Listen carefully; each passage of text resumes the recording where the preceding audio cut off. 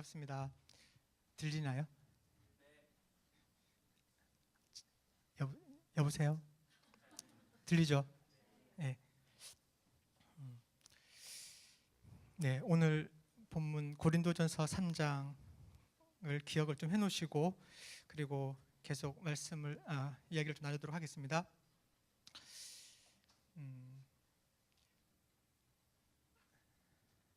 복습을 좀 할게요. 한 달 전에 다음 달에 또 복습할 거예요.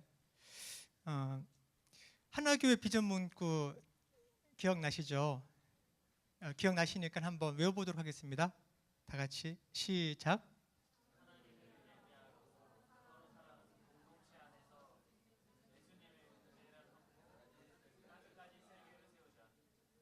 네, 아주 훌륭한데요. 기대보다 훨씬 잘하셔서 조금 못하셔야 제가 이거 이렇게 하면서 이제 할 텐데, 예. 한 목소리로 같이 한번 해보겠습니다. 시작. 하나님을 예배하고 서로 사랑하는 공동체 안에서 예수님의 제자가 되어 땅 끝까지 셀 교회를 세우자. 네. 한 달 전에 성품에 대한 개관을 했었고요. 그리고 우리 교회의 비전에 나와 있는 서로 사랑하는 공동체 그리고 예수님의 제자 이 키워드를 가지고 여러분들이랑 이야기를 좀 나눴죠. 그래서 우리가 예수님의 제자일진데 제자는 스승을 따라가는 사람이고 스승을 카피하는 사람이라고 했잖아요. 그래서 컨트롤 C 예수, 컨트롤 V 자기 자신에게 그대로 카피를 하는 삶을 살아갑시다라고 이야기를 나눴습니다. 그리고 청년 여러분들에게 제가 선물을 하나씩 드렸는데 가지고 계시죠? 다이아몬드를 하나씩 드렸죠. 다이아몬드 하나씩을 마음에 품으시라고 보여드렸습니다. 여러분들은 다이아몬드 원석입니다. 다이아몬드를 갈고 닦아가는 그런 과정에 빗대어서 성품 훈련에 대해서 설명을 했었습니다. 오늘은 이어서 성품이 우리 삶에 왜 그렇게 중요한지에 대해서 잠깐 생각해보는 시간을 갖도록 하겠습니다. 엊그제 2018년 러시아 월드컵 조 추첨이 있었죠. 대한민국은 F조, 죽음의 조라고도 할 수 있을 만한 독일, 스웨덴 그리고 멕시코와 같은 조의 F조에 배정이 되었습니다. 근데 사실 F조 아니라 어느 조를 이렇게 둘러봐도 대한민국 입장에서 현재 대한민국 국가대표팀 입장에서 봤을 때는 죽음의 조가 아닌 조가 없을 것 같아요. 본선 32개 그 출전국 중에서 최약체라고도 볼 수 있을 것 같습니다. 우리가 그 진출하는 과정을 통해서 우리가 봤잖아요, 그죠?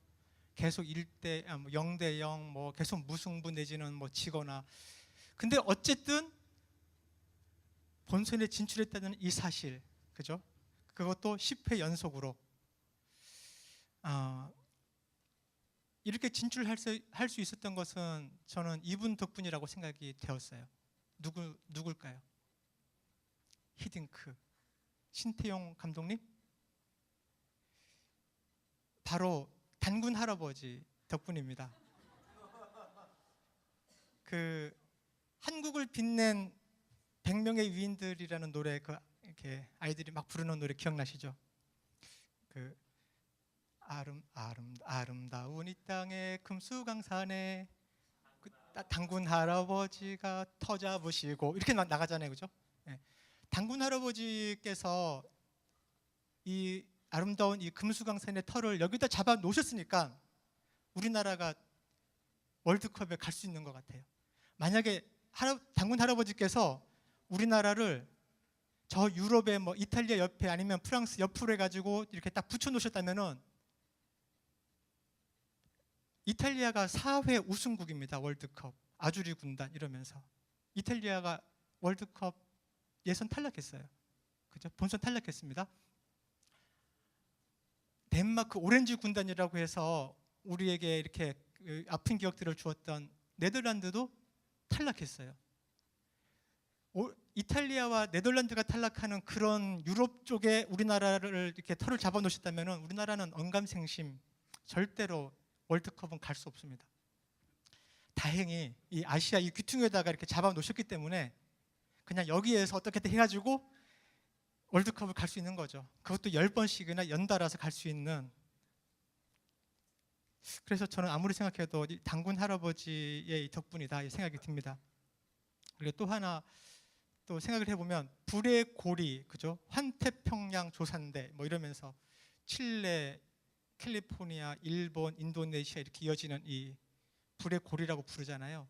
거기에서도 살짝 비켜서 털을 잡아 놓으셨기 때문에 우리나라는 쓰나미라든지 뭐 화산 활동이라든지 뭐 여러 가지 지진이나 이런 데서도 어느 정도는 지진 안전지대다 이런 마음을 가지고 감사하게 살고 있죠. 당군 할아버지 덕분입니다. 근데 작년 9월 경주에서 지진이 있었잖아요. 그리고 또 우리가 알다시피 바로 지난달에 포항에서도 지진이 있었습니다.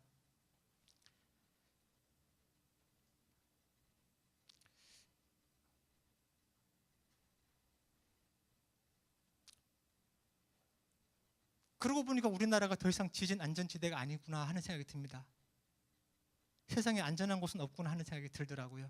저희 부모님이 지금 포항에 살고 계십니다. 저희 남동생도 포항에 살고 있고 그 가족들이.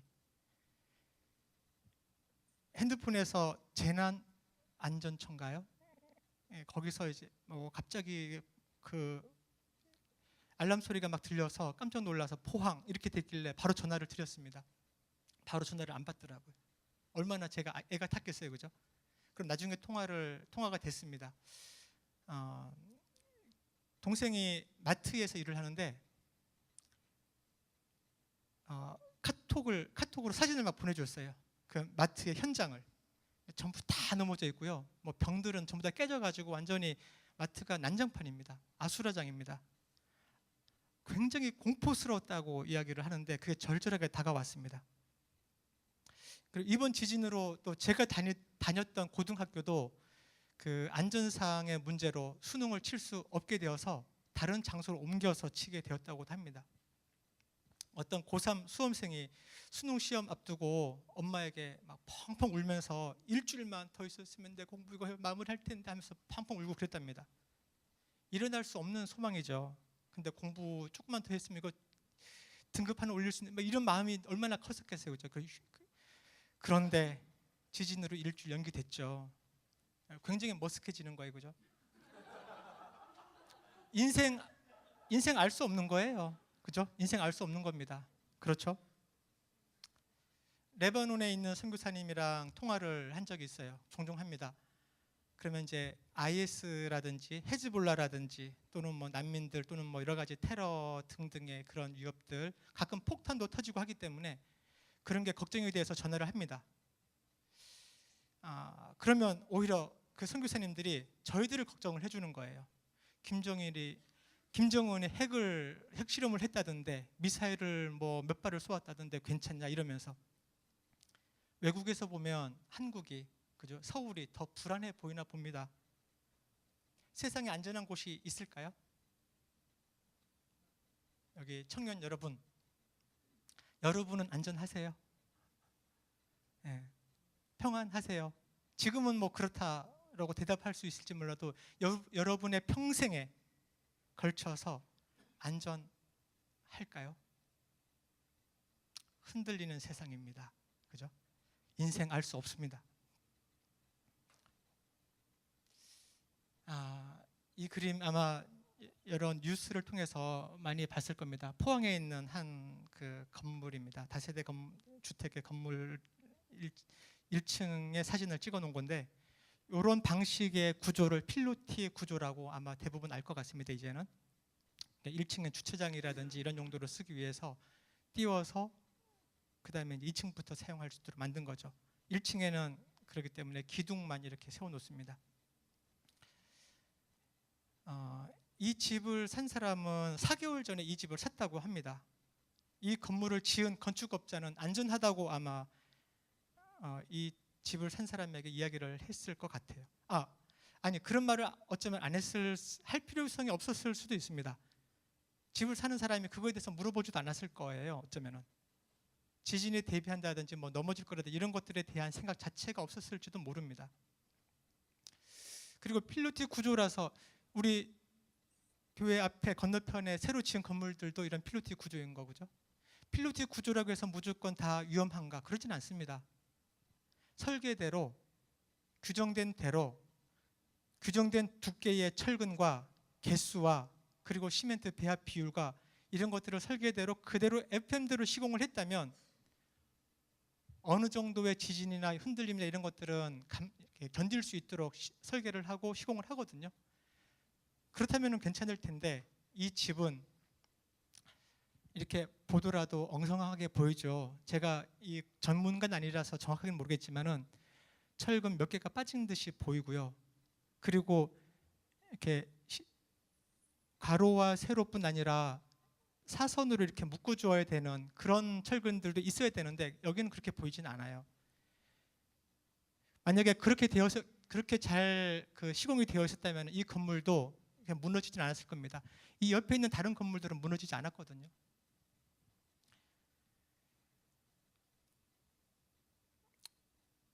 시멘트 속에 철근이 들어가 있으니까 다 짓고 나서 시멘트를 딱 발라버리고 나면 그리고 그 뒤에 그 겉에다가 멋있는 대리석으로 딱 이렇게 막아버리고 나면 저희들은 눈으로 봐서는 알 수가 없죠. 이게 지금 제대로 된 건물인지. 겉으로 대리석 예쁘게 되어 있으면 아름답다 이렇게 말은 할 수 있어도 보기 좋다, 튼튼하게 생겼네 이렇게 할 수 있어도 진짜 안전한지는 알 수 없습니다. 이 건물을 지은 사람도 지진이 날 거라고 생각하지 않았던 거겠죠. 인생 알 수 없는 겁니다. 흔들리는 세상에 인생 알 수 없는 겁니다. 그죠? 칠레 아까 말씀드린 환태평양 조산대의 불의 고리가 가장 뜨겁게 이렇게 일어나고 있는 그런 나라죠. 2010년도에 규모 8.8, 저희는 5.4 가지고도 지금 이렇게 충격을 받는데 2010년도 규모 8.8 지진이 칠레 수도 산티아고를 강타했습니다. 그때 이 54층 건물이 거의 완공 단계에 있었다고 합니다. 끄떡없이 견뎠어요. 비결은 여기 오른쪽에 보이는 것처럼 X자 모양으로 되어 있고 그리고 그 사이에 위 건물과 아래 건물을 받쳐서 흔들렸을 때 이 흔들림을 최소화할 수 있는, 그래서 위로 이 에너지가 전파되지 않도록 이렇게 막아주는, 유연하게 그 충격을 흡수할 수 있도록 이 건물을 지었다고 합니다. 그렇게 설계가 된 거라고 합니다. 이런 식으로 내진 설계를 하는 거죠. 그러면 규모 저런 정도에 따라서 최대 규모 9.5까지도 견딜 수 있는 그렇게 건축을 한다고 합니다. 우리가 있는 이 건물, 비전하우스라고 우리가 부르는데 이 비전하우스는 안전할까요? 갑자기 기둥도 이거 예사롭지 않게 이렇게 옆으로 이렇게 되어 있고 뭔가 좀 이상한 거 아니야? 갑자기 이제까지 그 생각 전혀 없었는데 지금 보니까 그런 거 아니야? 이런 생각이 좀 들지 않으세요? 비전하우스입니다. 14년 전 제가 이 건물 땅을 매입하고 원래 있던 건물을 허물고 그리고 다시 땅을 파고 이 건물을 짓는 과정들의 그 담당을 맡아서 진행을 했었습니다. 제가 증인입니다. 결론적으로 말씀드리면 안심하셔도 됩니다. 저희가 이 공간에 지하에다가 예배당을 만들기 위해서 땅을 파야 됐어요. 우리 길 건너편에는 지하 땅 안 팠잖아요, 그죠? 그러면 바로 거기다가 바로 올리고 해서 공사 기간과 이런 것들을 단축할 수 있습니다. 공사 비용도 단축할 수 있고. 근데 저희는 교회 공간을 만들기 위해서 땅을 팠습니다. 다른 층이랑 여기 층고가 다르잖아요. 다른 층은 보통 3m인데 여기는 5m가 넘습니다. 그리고 이 밑에 주차장 공간도 만들어야 되기 때문에 더 파야 됐어요. 거의 10m, 11m를 파야 됐습니다. 지면에서부터. 처음에 딱 파기 시작했는데 1m도 안 들어가서 안반을 맞는 겁니다. 여기 보시면은 땅 파는데 뭐 한 달 정도면 다 되겠지 했는데 한 3달 이상 걸린 것 같습니다. 저 땅만 파는데 안반이었기 때문에 다다다다닥 계속 깨고 어떨 때는 작은 다이너마이트까지 터뜨릴 정도로, 그래서 주변에 굉장한 민원을 야기하기도 하고 죄송했지만 어쩔 수 없었죠. 예. 그렇게 해서 땅을 10m 이상 파 들어갔습니다. 저기서 알게 된 사실이 여기가 안반지대구나 이겁니다. 그리고 나서 밑에 기초를 놓고요. 안반 위에다가 반석 위에, 그죠? 우리가 흔히 말하는 반석 위에 지은 집입니다. 그리고 철근과 이런 것들을 설계도대로 되어 있는지 아닌지를 막 확인을 하는 겁니다. 제가 다 확인했습니다. 그래서 안심하셔도 된다라고 제가 말씀을 드릴 수 있는 겁니다. 그렇게 해서 이런 과정들을 쭉 거쳐서 땅 위에까지 올라오는데 거의 그 전체 공사 기간 중에 한 5분의 2, 거의 절반에 가까운 시간을 땅 파고 땅 위에까지 딱 올라오는데 시간을 보낸 것 같습니다. 그리고 나서부터는 일사천리로 쫙 올라갔죠. 그렇게 해서 현재 이런 모습으로 되어졌죠. 설계도대로 그리고 FM대로 공사를 시공을 한 거죠. 지금 옆으로 이렇게 이걸 세워줘야 되기 때문에 여기에는 엄청난 다른 기둥과 다르게 굵기도 더 굵고요. 그 다음에 철근 굵기 자체도 더 굵은 철근들이 더 들어가 있고, 그런 것들이 전부 다 구조적으로 전부 설계되어져서 시공이 되어 있습니다. 안전합니다. 정말 안전합니다. 그런데 정말 안전할까요? 흔들어 봐야 알 수 있을 것 같습니다. 흔들어 보기 전에는 모를 것 같아요. 저는 설계도 도면대로 시공을 했는데 이 건물이 안전할 것인가? 그것은 흔들어 봐야 알 것 같습니다. 오늘 본문을 보니까 여러분은 하나님의 건물이라고 합니다. 다시 한번 읽어볼까요? 그런 말이 있었어? 그죠? 아까 읽어봤는데 다시 한번 읽어보겠습니다.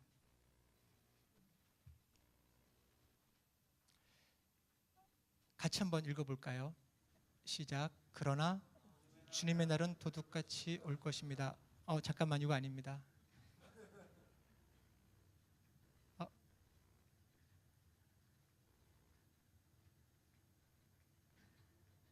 이게 돌아가지가 않네요.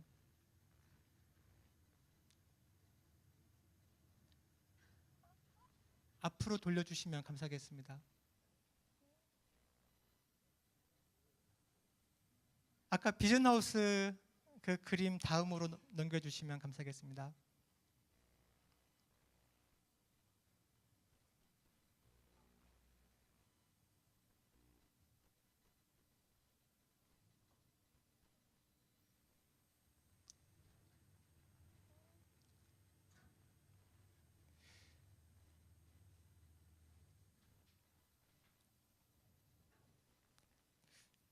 준비되어질 때까지 제가 쭉 읽도록 하겠습니다. 우리는 하나님의 동역자요, 여러분은 하나님의 밭이며 하나님의 건물입니다. 나왔어요? 예, 그죠? 여러분은 하나님의 건물입니다. 이 9절 앞에 8절, 7절, 6절 거기에는 아볼로가 물을 주고 뭐 이런 내용들이 나오거든요. 그래서 우리가 밭이다, 나무를 심는 거다 이런 얘기 나오기 때문에 하나님의 밭임이 나온 것 같고, 그 다음에 이어지는 말씀은 하나님의 건물입니다 나오죠. 여러분은 하나님의 건물입니다. 청년 여러분, 여러분들은 하나님의 건물입니다. 10절 계속 읽어보겠습니다. 같이 읽어보겠습니다. 시작. 나는 하나님께서 나에게 주신 은혜를 따라 지혜로운 건축가와 같이 기초를 놓았습니다. 그런데 다른 사람이 그 위에다가 집을 짓습니다. 그러나 어떻게 집을 지을지 각각 신중히 생각해야 합니다. 아무도 이미 놓은 기초이신 예수 그리스도 밖에 또 다른 기초를 놓을 수 없습니다. 누가 이 기초 위에 금이나 은이나 보석이나 나무나 풀이나 짚으로 집을 지으면 그에 따라 각 사람의 업적이 드러날 것입니다. 여기까지만 먼저 읽고 나서 볼게요. 이 기초 위에 예수 그리스도라고 하는 기초 위에 금이나 은, 보석, 나무, 풀, 짚으로 집을 지으면 그에 따라서 각 사람의 업적이 드러날 것이라고 합니다. 여러분들은 무엇으로 집을 짓고 있습니까? 나는 금수저니까, 가지고 있는 게 금뿐이니까 나는 금으로 집을 지어야지. 여기 혹시 그런 있을 수도 있죠. 나는 흙수저니까 흙으로 집을 지어야지 뭐. 나는 나무수저니까 나무로, 풀이랑 지프로라도 지어야 되지 않겠나, 이런 생각. 이렇게 하겠습니까? 아닙니다. 여러분들은 무엇이라고요? 여러분들은 다이아몬드입니다. 제가 다 드렸잖아요, 그죠? 여러분들은 다이아몬드입니다. 아직은 찬란하게 빛나지 않을지라도 틀림없는 다이아몬드, 원석입니다. 아직은 원석이어서 빛나지 않는 겁니다, 여러분들이. 예수 그리스도의 49가지의 품성으로 다듬어져서 절차탕마의 과정을 거치면은, 그죠? 절차탕마가 뭔지 알죠, 그죠? 자르고 쪼개고 다듬고 문지르고 이런 과정들을 쭉 거쳐서 마침내 예수 그리스도의 장성한 분량까지, 예수 그리스도에게까지 여러분들이 자라나게 될 것입니다. 49가지의 품성으로 다듬어져서 예수 그리스도의 빛을 사방팔방으로 반사하며 영광하며 빛을 발할 것입니다, 여러분들은. 아까 광고 시간에 달력에 대해서 광고가 나왔던데 여기 나와 있죠. 2018년에 12가지의 품성에 대해서 매달 생각해 볼 수 있도록 이렇게 달력으로 제작이 되어 있습니다. 근면, 충성, 이런 예수 그리스도의 속성에서 이렇게 뽑아낸 이 49 품성이 49가지 정도로 정리가 되어진 게 있습니다. 그 중에서 12가지를 이번 2018년도에 이렇게 달력으로 제작을 한 거죠. 근면, 충성, 담대함, 안정, 열성, 온화함, 신중, 존중, 긍휼, 순종, 신뢰성, 검약 등등의 이런 품성을 계속 연마해 가는 거죠. 그래서 이 다이아몬드처럼 49가지의 면으로 다듬어 가는 겁니다. 그렇게 했을 때 예수 그리스도의 빛이 비추어졌을 때 사방팔방으로 반사하는 그런 다이아몬드가, 명실상부한 다이아몬드가 되는 거죠.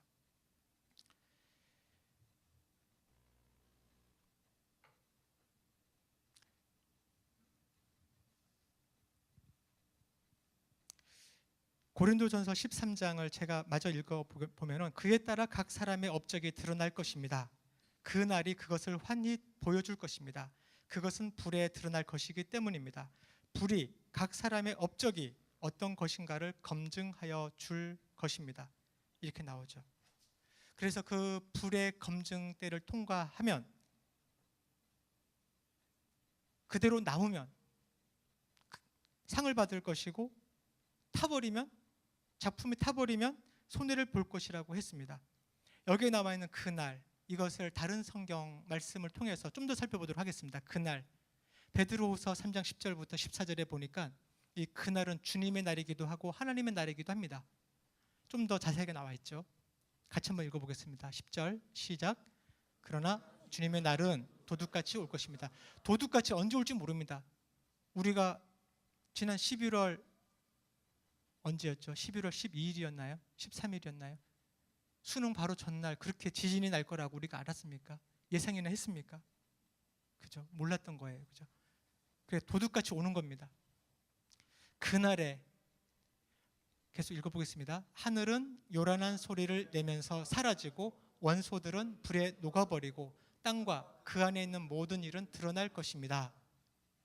이렇게 모든 것이 녹아버릴 터인데 여러분은 어떠한 사람이 되어야 하겠습니까?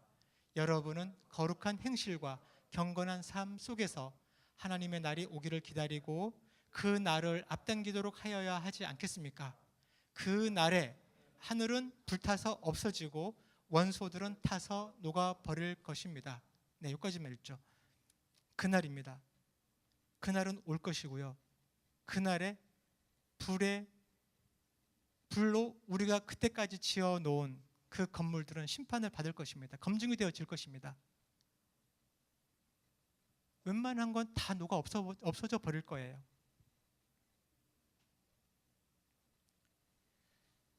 겉보기에는 튼튼하고 아름다워 보여도요, 그날이 돼봐야 알 수 있습니다. 비전하우스도 그날이 되어봐야 알 수 있을 것 같다는 겁니다. 저희가 할 수 있는 모든 것들을 최선을 다해서 다 했지만 그날이 되어봐야 알 수 있는 거죠. 여러분들의 인생도 그날이 되어봐야 알 수 있겠죠.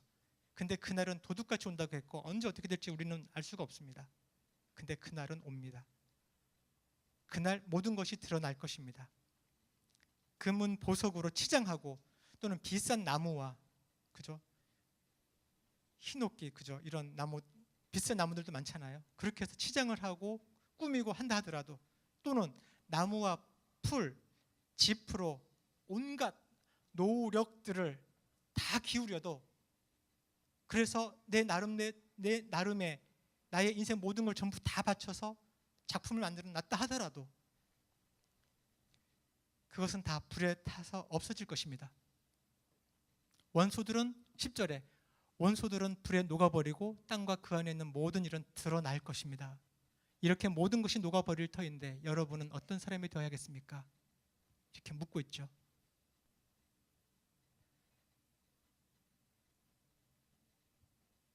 지진으로 땅이 흔들리니까 철근을 몇 개 넣었는지 시멘트 비율은 제대로 했는지 그 속이 다 드러났습니다. 우리 인생도 이와 같습니다.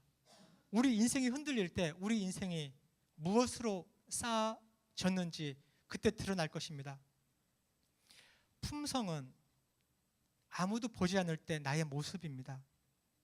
나의 사적인 생각, 비밀이 행해진 우리의 행동이라고 정의가 됩니다. 좋은 품성은 최고 수준의 습관의 기준에 따라서 모든 상황에서 옳은 일을 하고자 하는 내적인 동기라고 했죠. 그리고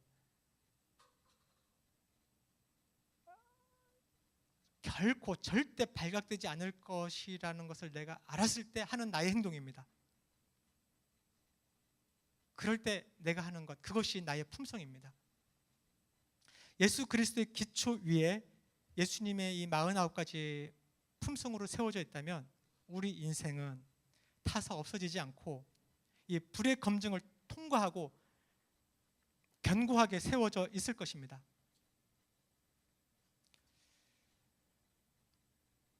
세상 흔들릴 때 진정한 가치가 드러나게 될 것입니다. 빌립보서 2장 15절 말씀입니다. 그리하여 여러분은 흠이 없고 순결해져서 구부러지고 뒤틀린 세대 가운데서 하나님의 흠없는 자녀가 되어야 합니다. 그리하면 여러분은 이 세상에서 별과 같이 빛날 것입니다.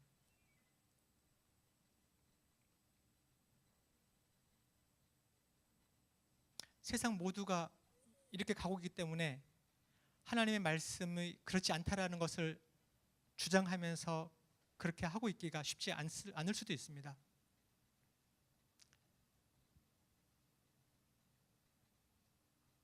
그렇지만 하나님께서는 우리에게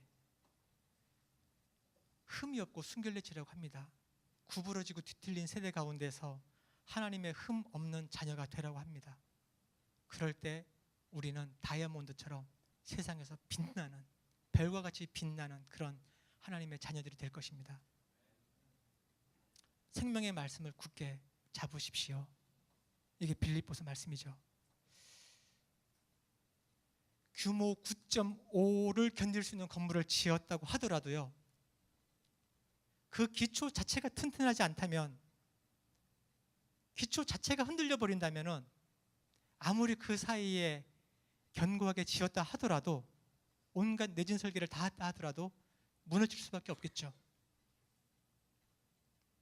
피사의 사탑이 기초가 안 좋아서 이렇게 기울어졌는 거잖아요. 나머지 구조들은 좋았다 하더라도. 그래서 더 중요한 것은 기초입니다. 우리 인생의 기초를 어디에 둘 것인가가 그렇게 중요합니다. 영원히 흔들리지 않는 기초이신 예수 그리스도 위에 우리의 건물을, 나의 건물을, 여러분들을 세우시길 권면합니다.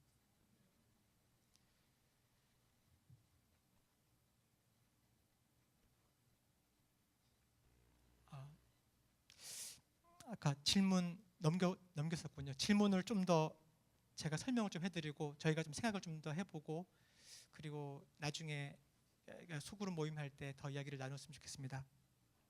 나의 기초는 예수 그리스도가 맞는지 이야기를 좀 나눠봤으면 좋겠습니다.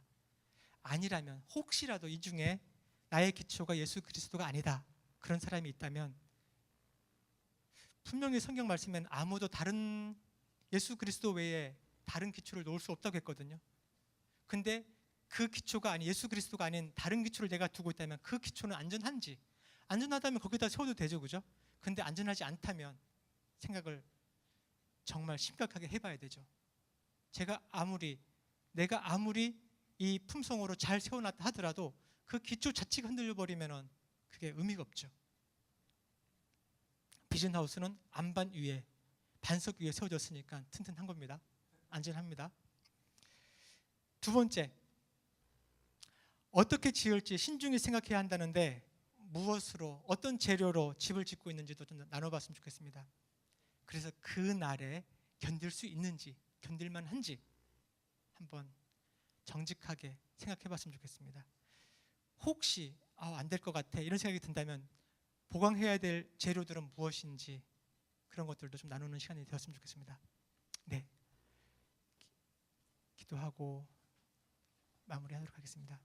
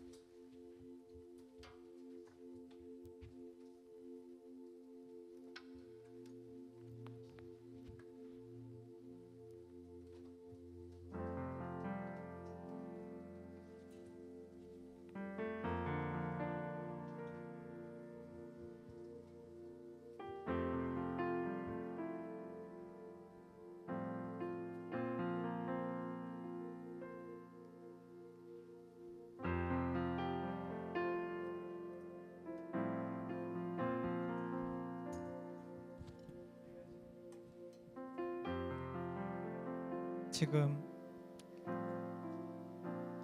혹시나 안전하다고 생각할지도 모르겠습니다. 그렇지만 아직 그날이 아니라서 그럴 수도 있습니다. 그날이 되면, 세상이 흔들리면 인생 알 수 없는 겁니다. 지금 내가 안전하다고 생각하면서 가지고 있었던 그 기준은, 그 근거는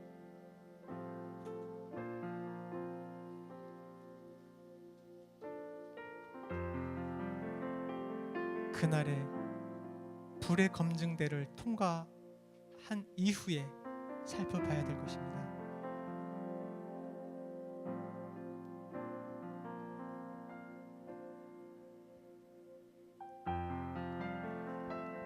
성령님, 우리 영 가운데 말씀하여 주십시오. 정직하게 나의 모습을 볼 수 있도록 주님 조명하여 주십시오.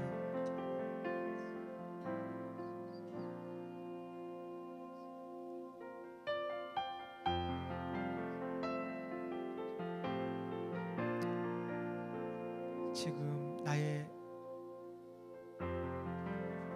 안락을 위해서 철근 몇 개를 빼고 시공하고 있지는 않은지, 다른 사람들이 보는 외모에만 치장하고 있지는 않은지, 주님, 성령 하나님, 정직하게 나를 볼 수 있도록 조명하여 주십시오.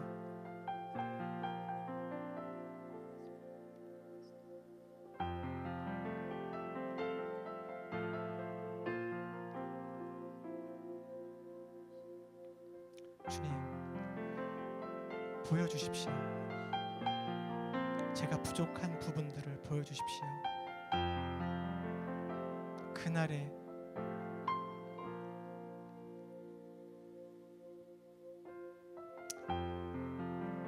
모든 원소들은 불에 녹아버리고 땅과 그 안에 있는 모든 일이 드러날 거라고 했는데, 그때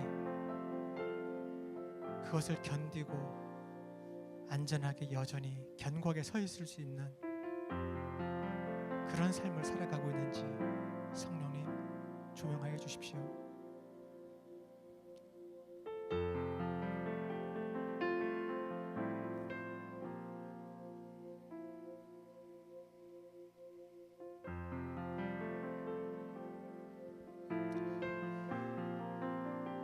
하늘은 불타서 없어지고 원소들은 타서 녹아버리더라도 우리는 주님의 약속을 따라 정의가 깃들여 있는 새하늘과 새 땅을 기다리고 있습니다. 사랑하는 여러분, 여러분이 이것을 기다리고 있으니 티도 없고 흠도 없는 사람으로 아무 탈이 없이 하나님 앞에 나타날 수 있도록 힘쓰십시오. 베드로가 우리들에게 전하는 말씀입니다.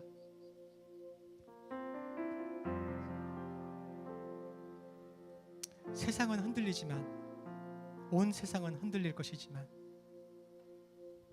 그렇지만 믿음으로 사는 우리들은 예수 그리스도의 기초 위에 서 있는 우리들은 예수 그리스도께서 보여주신 그러한 성품으로 서 있는 우리들은 여전히 견고하게 서 있을 수 있을 것입니다. 주님, 큰 은혜를 내려주십시오. 주님,